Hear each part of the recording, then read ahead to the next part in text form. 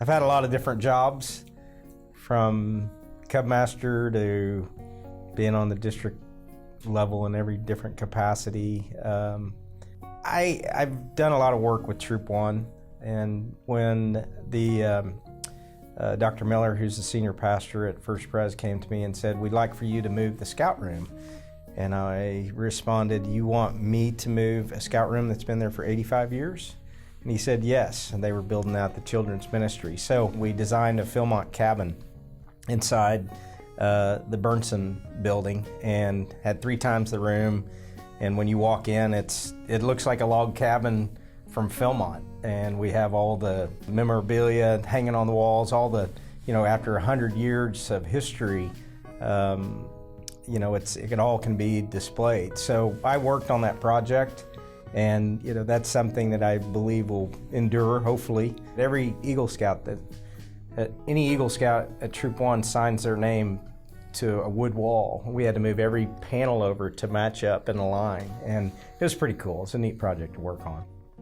What is my most memorable scouting moment? There's so many, because I've had the benefit of 2 sons going through the program, and when all the skills that the scouts learn come together in one place, I call it a Marine moment. And I had one with my oldest son, who's an ER doctor now, when we went to Philmont, and this last trip last summer before last, with we had 2 treks, and on day 10, I didn't think we would have a Marine moment. You can only hang out around the fire with 15-year-olds so long before you're about to pull your hair up. But we were coming up the tooth of time, and we ran into a female troop that had gone up the wrong ridge, and there was a mini avalanche, and one of the girls had been hit on the head with a rock.